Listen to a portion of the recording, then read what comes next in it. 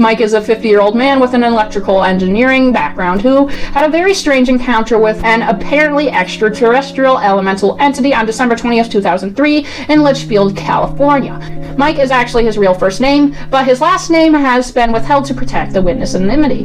It was nighttime in winter, and the moon was out and shining in the clear sky. I live alone, my street is a dead end, and there's enough space between the houses. I like this area because I prefer my privacy. But tonight I wish I had a lot of neighbors so I could call them and come see this thing. I went outside to get some air and clear my head, because I was working on this project for IBM to design a power relay station for one of their main computer rooms, and it was starting to get to me because I didn't understand how to get the wire through the junctions without burning the building down. I went outside, looked up, and saw a cigar-like object in the sky, hanging there like a giant blimp with no lights. At first I thought it was just that, a blimp. It was right above my yard and not that high. I asked myself, what the hell is this guy doing hanging in the sky with no lights? And suddenly a pink light flashed, and there was this creature in my yard that looked like a man made of smoke. I have about an acre in my front yard, so it was pretty far away, but I could make him out. He appeared to be gray smoke, and the moon illuminated his form. At this point, I don't know what happened to that object in the sky because my eyes were on the man or whatever that was slowly walking towards my front door. Then I heard the neighborhood dogs start howling and barking at this figure, and this figure walking towards me. I shouted, "Can I help you?" But the thing was now less than 100 feet in front of me, closing in. It looked like a man made of smoke. It was about 7 feet tall and very slim,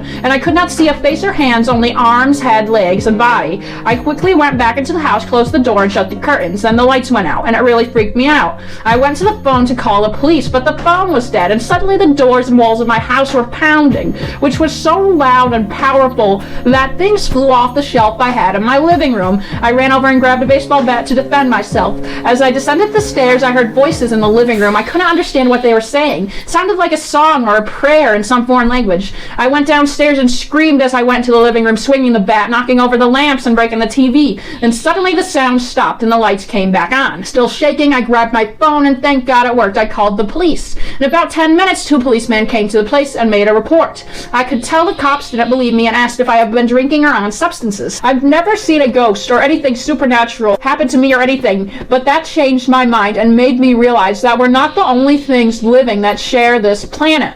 Encounters with beings that can be interpreted as shadow people, ghosts, or elementals are not usually associated with UFO reports. This report reveals that the UFO phenomenon is very important to understanding the existence of many other paranormal phenomena. We can only make sense out of Mike's encounter if we consider the possibility of multiple dimensions and a parallel reality, as a physical being made of smoke does not seem possible on this plane of existence.